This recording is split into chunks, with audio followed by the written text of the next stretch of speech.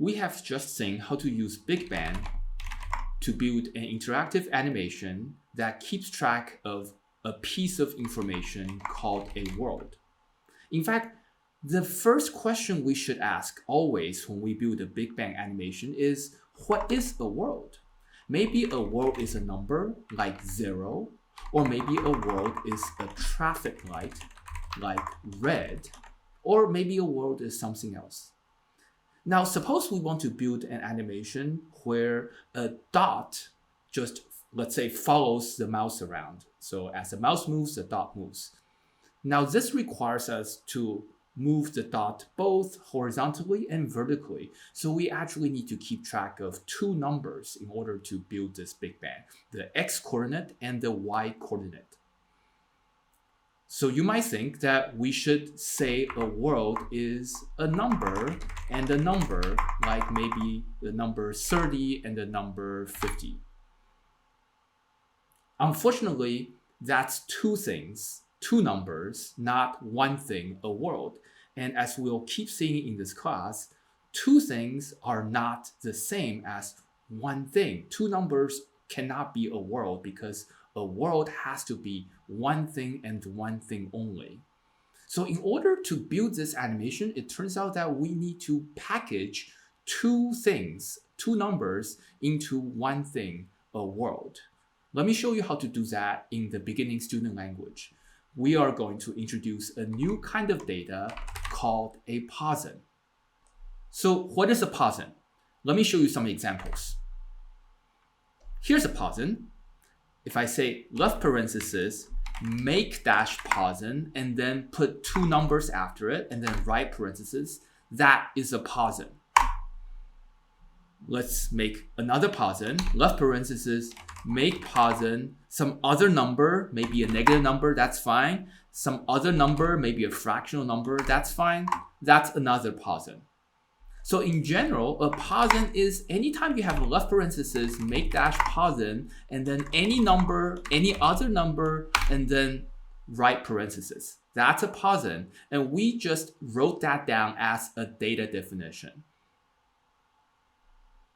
And this data definition refers to a function that is built in the beginning student language. Make Posn is a function with the following signature. It takes two numbers and it makes a Posn for us. That's why it's called make Posn. Okay, let's use it some more. Make Posn can take two numbers and make a Posn. Make Posn can take two numbers and make a Posn. And that is a piece of data. So we could actually put it inside a variable or a constant using a constant or variable definition. So we could, for example, define here to be make Posn, let's pick some numbers, 30 and 50. And we could define there to be some other Posn. By the way, every time I make a Posn, what essentially I'm doing is I am choosing this data definition, I'm copying it, and then I'm using it as a kind of pattern, as kind of starting point. And then all I have to do where it says number is to fill it in. Like I have to pick a different number here. Or here it tells me to pick a number. So I just have to pick any number and then I'm done. So now I've defined two constants called here and they're also Posns.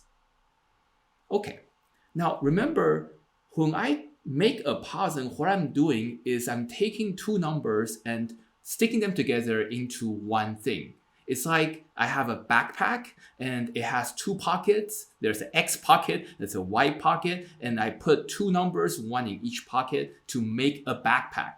And once I've done that, I have a backpack, which is a one thing. I only need one hand to carry it around. I don't need to hold one number in one hand and another number in another hand anymore. It's just one thing now. Here is one thing, and there is also just one thing.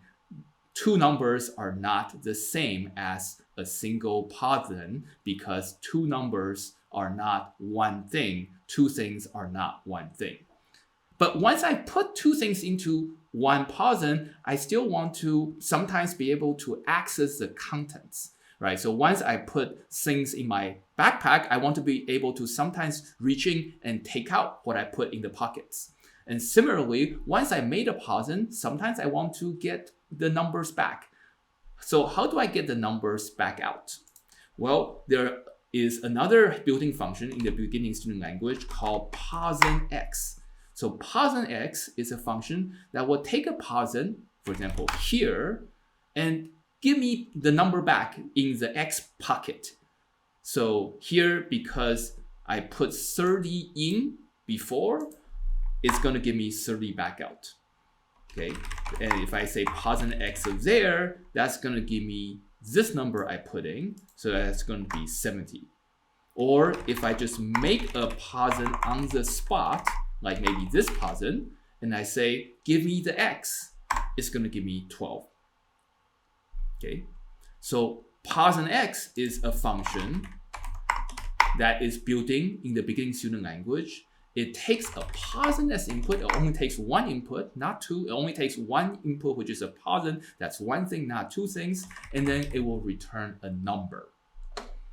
And another function that's useful is PosnY. It takes a Posn as input and gives me the second number I put in, the Y number. So here it's going to give me 50. And if I put in there, because the number I put in there is 45, it's going to give me 45. Or I could make a Posn on the spot, and it's going to give me the second number I just put in. So PosnY is another built-in function in the beginning student language that takes a Posn input and returns a number. This is how a Posn works in the beginning student language.